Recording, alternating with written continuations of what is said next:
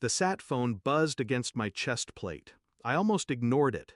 Mid-infil, low crawl, night vision painting the world in green silence. But command never called without reason. I pressed the receiver. Static. Then a woman's voice, clipped, clinical. "We're treating your daughter. Shattered arm. Internal bleeding." A second voice broke through, small, cracked, trembling. "Dad, Mom's boyfriend did this. He made me lick his toilet seat." My gut froze colder than any battlefield. The phone shifted hands. My CO's voice, steady, no hesitation. "Mission aborted. Blackhawk is yours, no questions." I didn't blink, didn't speak. I just turned, signaled extraction, and strapped in. The blades chopped the night apart.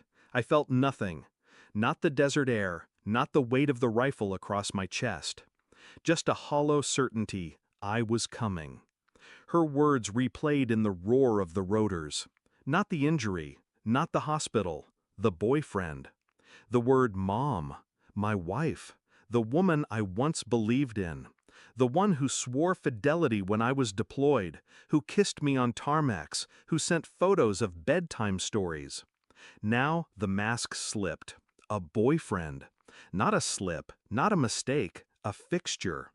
I thought about how she'd laugh on the phone, telling me she missed me. How she'd spend weekends visiting her sister.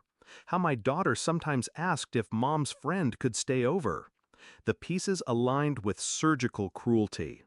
I had ignored the small alarms. Because it was easier.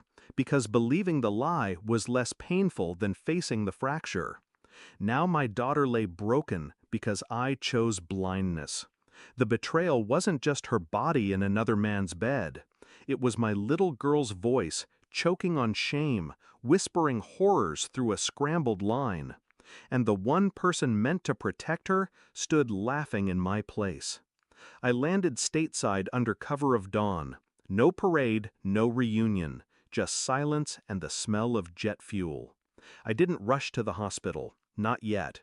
A soldier doesn't walk blind into a trap. Instead, I gathered intelligence. Her phone records, bank statements, location data. The boyfriend's name surfaced easily. Arrest history, assault charges buried. Debt that vanished the day she co-signed an account. I watched him from a distance, a parasite in civilian clothes. The way he carried himself, entitled, predatory.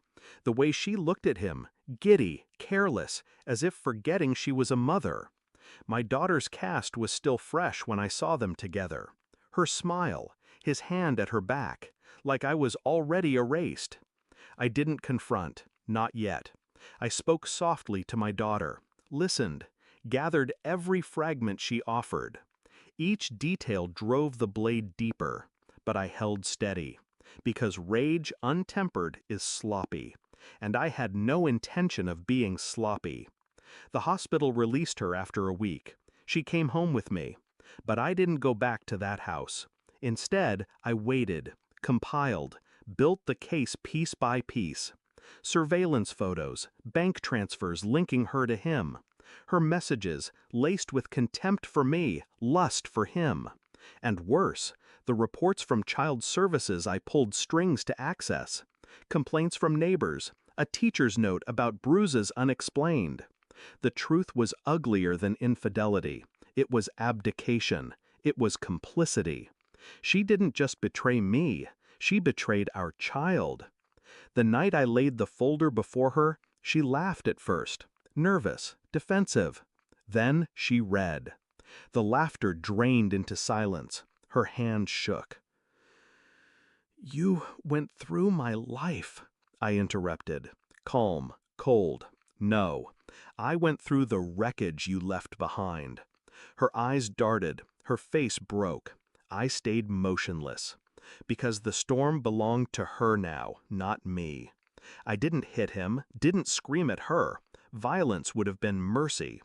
Instead, I made them watch as I slid duplicate folders across the table.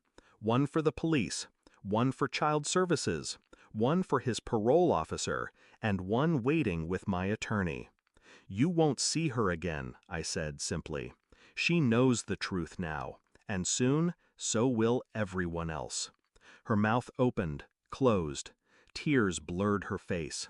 He cursed, fists clenching, but he didn't move. He knew what exposure meant. I stood, took my daughter's hand, left the papers behind like a live grenade with no pin. Their silence followed me out. It wasn't victory, it was execution. Now nights are quieter. She sleeps down the hall, her breath steady, unbroken. Sometimes she wakes crying. I sit beside her until she remembers she's safe. I don't mention her mother. I don't whisper promises. I simply stay. Because staying is something her mother never learned. The betrayal still burns, but differently now. Less fire, more frost. It no longer consumes me. It preserves me. People think revenge is loud, explosive. They're wrong. Revenge is silence. It's absence. It's the empty chair at the table they'll never reclaim. And when I close my eyes, I see one thing clearly. They thought they shattered me, but all they did was free me.